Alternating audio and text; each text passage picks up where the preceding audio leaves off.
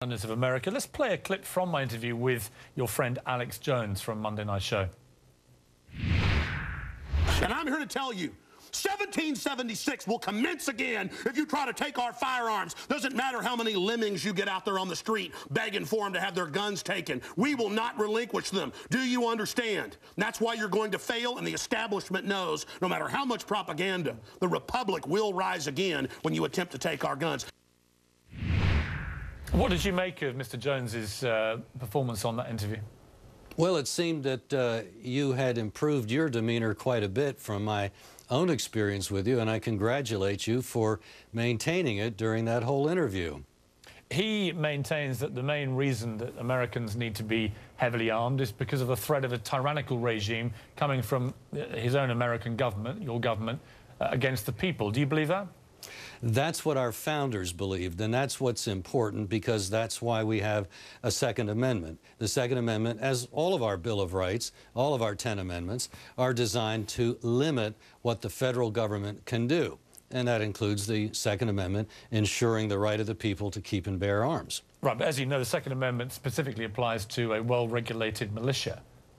You're going to lose that argument. Increasingly, the courts are agreeing that individuals were to own their own military rifles so that if they were called to duty, they would have that to bring with them. That was the Militia Act of 1796, which required all able-bodied men to own a military rifle so that they would have it at the ready where they called up.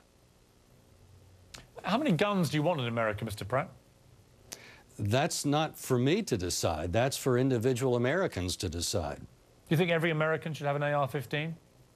Every American should be able to get an AR-15. I understand there are plenty of people that are not going to want that. There are probably people that would rather have a superior firearm. That's their choice. What are you going to do if President Obama wins his battle and brings in new stricter gun control legislation? Well, he's not going to do it by legislative, in my opinion. What I'm concerned about, and what I've been concerned about since even well before the elections, is having seen the president rule by executive order where he has no authority in other areas, I can see that he would just go ahead, and the vice president has even hinted at an executive order that would accomplish some or all of their gun control agenda. That, I think, changes the game and throws into question the legitimacy of the federal government. And I would advise Mr. Obama to consider what happened to George III when he was doing similar things against the American colonists. You're likening President Obama to George III? Well, President Obama hasn't banned the importation of ball and powder yet, which George III did. But that was one of the major contributory elements to our war for independence. And George III, as you probably know, was so stressed by the loss of his famous favorite colony that he ended his days in a nut house. And I wouldn't wish that on anybody.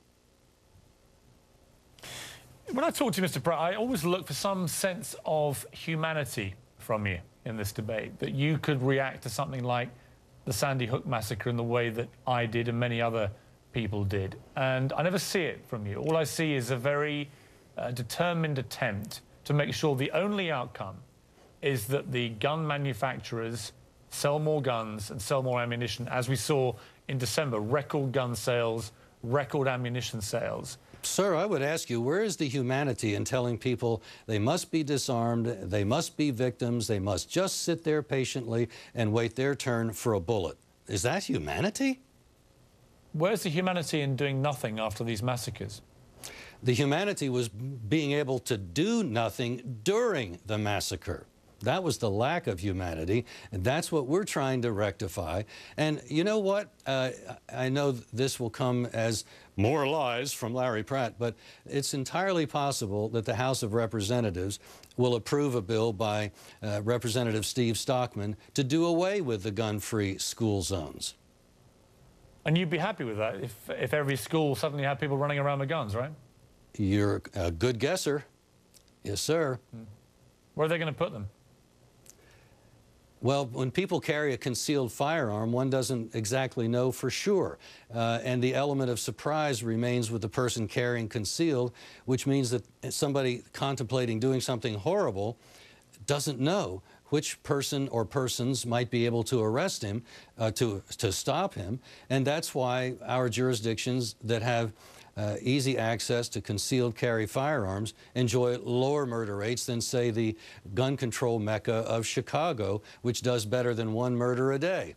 Well, let me end just by asking one more question, because I think people watching will be curious. You know, you're a very experienced man in your field. You've run your operation for a long time. People take you seriously. You're a leading member of the gun rights lobby, and people believe what you say. So I'm going to give you one more chance before we finish to say again how many gun murders you believed were in England and Wales in 2011. More important than the number of murders, and it doesn't matter how a murder is committed. So I'm not going to really care about. Well, can you repeat the number? Can you repeat the number of gun murders that you said earlier? The data we have seen was 970, but okay, well, that pales into insignificance compared to your violent crime rate overall. The rapes, the muggings, the beatings. Mr. Pratt, stop being sensational. Everyone watching can now get on the internet. They can go onto Google. They can go to the Home Office sites from England and Wales, and they can check that figure for themselves. And when they see the accurate figure of gun murders in my country was 39 in 2011, and they see that the figure in their country was over 11,000. And remember that your own investigature of constabulary said your data are sham. As I say, they can check it for themselves, and they can make their own minds up about your credibility. Mr. Pratt, check out the sham data, my friend. That's great. Okay, you're no friend of mine. Thanks for joining me.